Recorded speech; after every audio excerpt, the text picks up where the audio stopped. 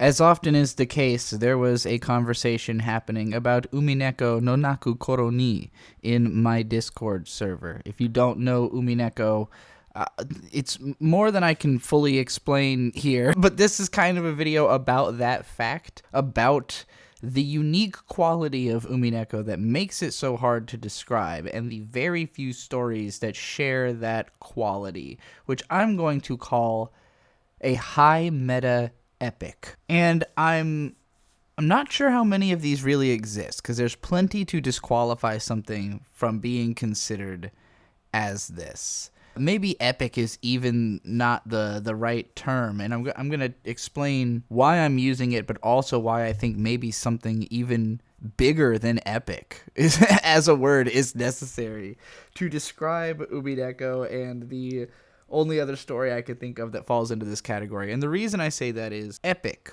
right? Epic in modern day, because of a mimetic status that the word had in the late 2000s, it pretty much just means anything awesome. It kind of became synonymous with the word awesome around that time. It wasn't like that before. People didn't just use the word epic. They didn't just throw that around as an adjective until the 2000s, at least in my experience. I never heard nobody call nothing epic in the 90s. Epics, of course, are incredibly lengthy poems, but there are certain stylistic qualifications that make something an epic. I'm just going to read off exactly what Wikipedia says are the qualifiers for being an epic. It has to begin in media res. The setting is vast, covering many nations, the world, or the universe. It must begin with an invocation to a muse. It must begin with a statement of the theme.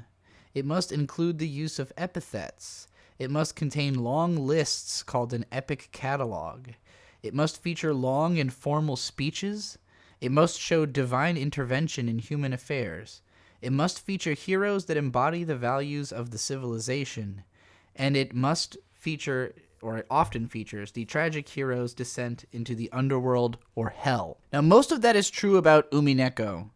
And most of that is also true about Homestuck, which is the other story that I'm going to be talking about and comparing it to. And so both of them instinctively qualify as epics, right? Because they're insanely long, they meet all those other criteria I just said. Even the invocation to a muse, in the case of Homestuck, literally the first thing that happens is you, the audience, are the muse. You are supposedly feeding ideas into the story that allow it to continue. But it's actually like kind of faked, like it's based on the fact that he had done role plays before that where the audience input actually did matter. But Homestuck is like metatextually pretending you exist, but you are basically functionally the muse in the story. Meanwhile, in the case of Umineko, Beatrice is being invoked as a muse by Kinzo. Whether or not she fits the classical Grecian definition, I'm not sure, but she is definitely being invoked as a muse at the start. And otherwise, all of the other things are true about both of these stories. But here's the other part, though. Umineko and Homestuck are actually tremendously longer than any epic. They are stupendously long stories. Now, you think epic, right? You probably think of the Iliad and the Odyssey. We've all heard of them. There's a whole musical called Epic that's gaining a lot of popularity recently. That's like 3 hours long, just retelling the Odyssey. The Odyssey, as an audiobook on YouTube, is 11 hours long, which is pretty long. But it's not like a preposterous length for a long book. It's definitely not as long as most TV shows. If we're talking in terms of anime, this is less than 50 episodes of anime. So anything like Naruto, Bleach, whatever, qualifies as a longer read than the Odyssey. But they're not epics. They don't meet any of those other guidelines that I said. Naruto does begin in media res. The setting is vast, covers many nations, the world of the universe. It does not begin with an invocation to a muse. It does kind of begin with a statement of the theme a bit. It doesn't use epithets as far as I know. It doesn't contain long lists. It probably has some lists in it. It doesn't really have long informal speeches. It doesn't really show divine intervention for the most part. I think everything can be explained that happens inside of Naruto for the most part. Not like it all logically makes sense, just that it is trying to logically make sense. So I don't know. It's like almost there, but it's not literally an epic the way that Umineko or Homestuck can be considered literally an epic. And looking through other like famous epics, the Divine Comedy has a 13-hour audiobook. Genji Monogatari is like 9 hours. The Kalevala is like seemingly closer to 15 hours plus, so that one's on the longer side. But again, none of these is longer than like any TV show. In the case of Umineko, which has 8 distinct parts, the first part alone takes as long to read as any of these epics. When I played it, I read all the stuff out loud and I was doing commentary, so it definitely took a lot longer than it had to, but it was like 22 hours or some shit. Homestuck took like a week of solid reading nonstop, like a little more than a week of that to catch up to it at the time, which was like somewhere towards the end of Act 5, and then Act 6 is like almost the same length as the story up to that point or something like that. So Homestuck in total is like several weeks of reading at minimum. Umineko is several weeks of reading at minimum, and this is assuming that you sit down and you grind at doing nothing but reading this thing. It will still take weeks to do, and it will take a lot longer than that to decompartmentalize what the fuck you were actually reading, because there's another element of these, which is the high meta element. Because there are plenty of super long stories, and even probably some others that fit into the catalog of being an epic. But what I find the most interesting about a lot of these epic poems is that their structure innately gives them a metatextual quality, where there is a level of addressing the artifice of the story, the way that the story is told. The person telling the story is often like referenced and involved.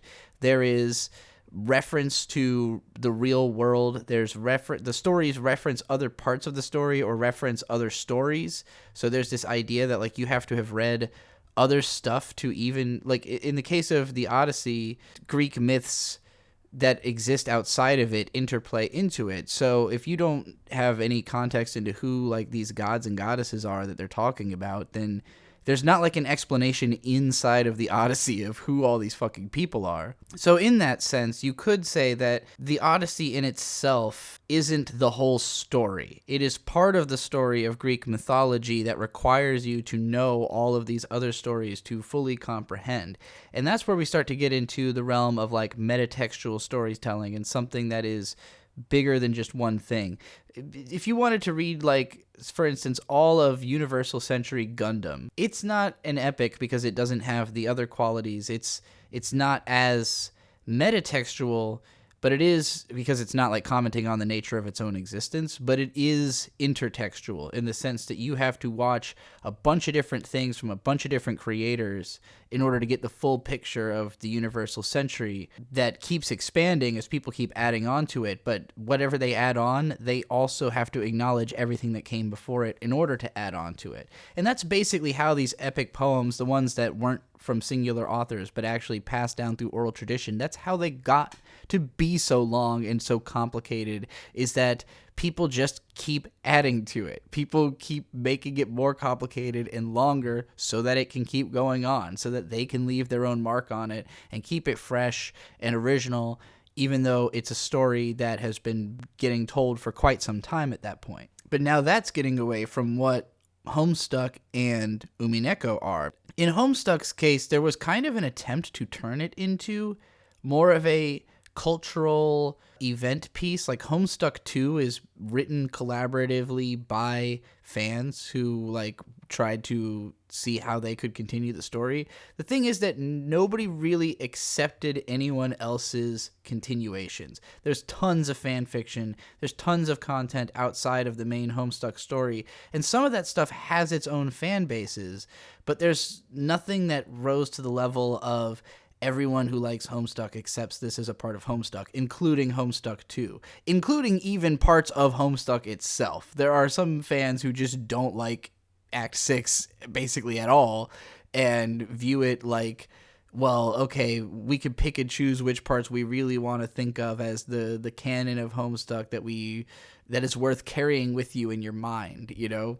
I guess everybody can be kind of selective about what parts of a story they consider meaningful or canon, but it's interesting how much we now put on the original author in a way that I don't know if historically was always the case. I don't know if we always felt like you had to keep it true to the way that it was told the first time. I'm sure there's always been arguments about it, probably. But it used to be a lot harder to know if somebody was adding shit in or embellishing on the story, because you were probably hearing the story secondhand. It was not as easy to get the source material, where now somebody, literally types out the words, and those exact words are republished elsewhere, now digitally even, and en masse, instantaneously everywhere. So I think in a lot of people's minds as individuals, there are tons of stories that have become epic metatextual stories, like stuff that for you in your mind, you engage with it through such a complicated manner that it becomes something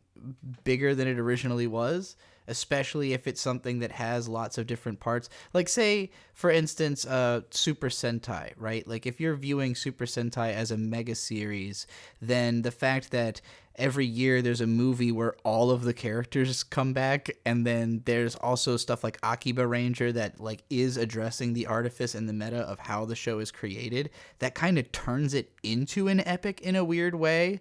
Like, it has that aspect, but you have to see Akiba Ranger for it to become that. And you have to accept it as, like, part of that all of this is one canon in order for it to then become an epic story and an epic meta story in the way that something like Umineko is. But even then, like, that's such a low level of meta text being actually played with, because Akiba Ranger is short and there's not much meta throughout Power Rangers otherwise. It's there, and again, it's much more of like a you can choose to engage with this thing, but you can also just take Power Rangers as a bunch of individual shows, a bunch of individual episodes for the most part that aren't really that important to one another.